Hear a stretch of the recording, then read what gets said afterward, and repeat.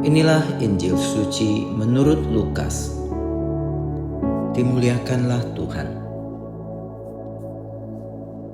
Di zaman Herodes, Raja Yudea, hiduplah seorang imam yang bernama Zakaria dari kalangan Imam Abia.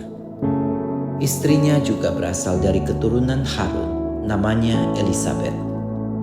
Keduanya hidup benar di hadapan Allah dan hidup menurut segala perintah dan ketetapan Tuhan dengan tidak bercacat.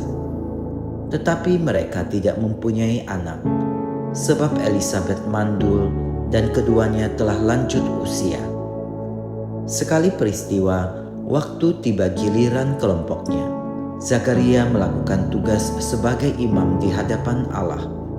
Sebab ketika diundi, sebagaimana lazimnya untuk menentukan imam yang bertugas, dialah yang ditunjuk untuk masuk ke dalam bait Allah dan membakar ukupan di situ.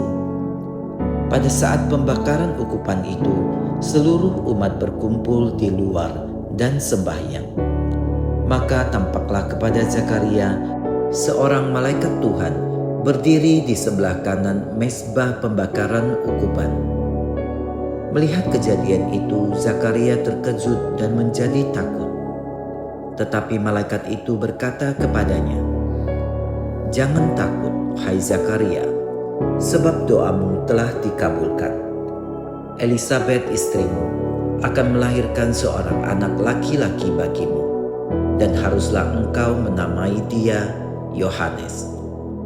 Engkau akan bersukacita dan bergembira. Bahkan banyak orang akan bersukacita atas kelahirannya, sebab ia akan besar di hadapan Tuhan, dan ia tidak akan minum anggur atau minuman keras.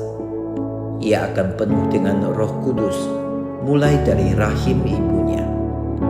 Ia akan membuat banyak orang Israel berbalik kepada Tuhan Allah mereka, dan ia akan berjalan mendahului Tuhan dalam roh dan kuasa Elia, untuk membuat hati para bapa berbalik kepada anak-anaknya, dan hati orang-orang durhaka kepada pikiran orang-orang benar.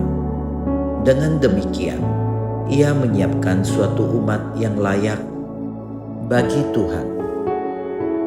Lalu kata Zakaria kepada malaikat itu, "Bagaimanakah aku tahu bahwa hal ini akan terjadi? Sebab aku sudah tua dan istriku pun sudah lanjut umurnya." Jawab malaikat itu kepadanya, "Akulah Gabriel yang melayani Allah. Aku telah diutus untuk berbicara dengan engkau dan untuk menyampaikan kabar baik ini kepadamu.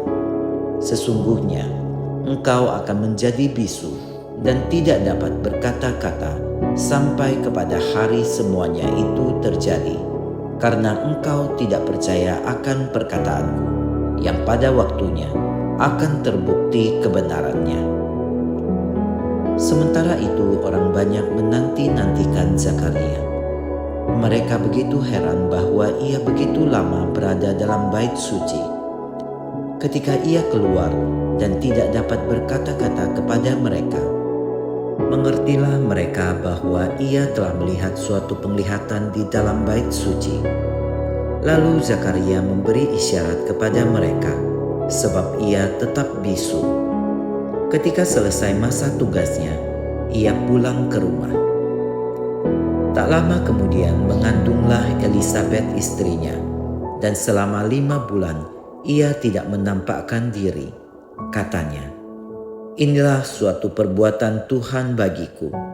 Sekarang ia berkenan menghapus aibku di depan orang."